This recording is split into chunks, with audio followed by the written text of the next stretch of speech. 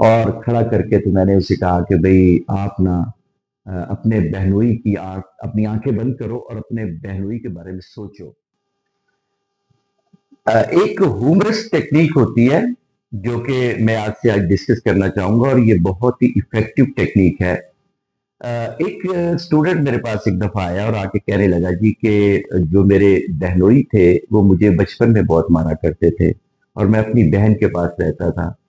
तो जब मैं बड़ा हो गया तो मेरा जो बहनोई था वो स्ट्रोक हुआ उसको और वो किसी वजह से फालिज का मरीज बन गया। अब वो घर में रहता था।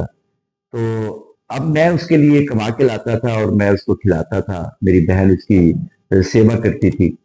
तो एक दिन मैंने ना सोच लिया कि मैं अपने जो बहनोई है इसको नुकसान पहुंचाना चाहूंगा। जो तकिया लेके इसके जो चेहरे पे रखूंगा और मैं इसको, क्योंकि ये मेरे लिए एक लाइबिलिटी है, कोई एसेट तो है नहीं।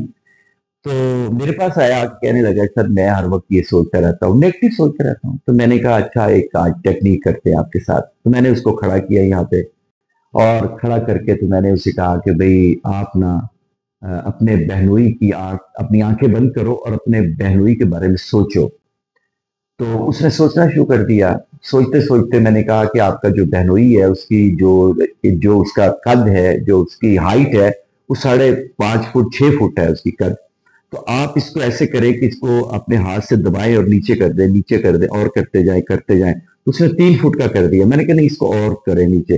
तो उसने जब उसको और नीचे किया तो उसका जो 1.5 फुट का कद रह गया और उसके हाथ जो थे वो जमीन के लगना शुरू हो गया और उसकी नाक जो है वो सामने जमीन के साथ टच करनी शुरू हो गई। तो अब वो मुझे कह रहा है, वो मुस्कुराना शुरू कर दिया, उसने हंसना शुरू कर दिया।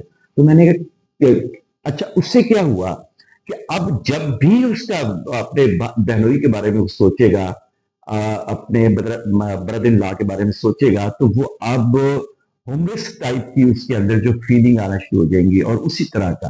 अच्छा मैंने देखा कि कुछ दिनों के अंदर अंदर वो अपने जो जो बहनोई था उससे मोहब्बत का इजहार करना शुरू कर दिया। उसके लिए खाना लाने लगा, फ्रूट लाने लगा और वो जैसे घर की चीजें होती है तो उसके लिए लेके आता था, मेडिसिन लेके आता था।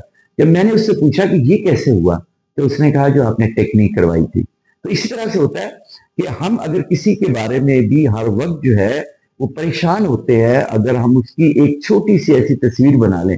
फर्ज करें, मैं एक और मिसाल देता हूँ आपको कि अगर किसी भी शख्स के बारे में आप बहुत ज्यादा परेशान रहते हैं, तकलीफ में रहते हैं और उसकी कोई बात आपको याद आती है, कैसे जैसे बड़े टीचर होते हैं, टीचरों के बारे में मैंने बहुत देखा।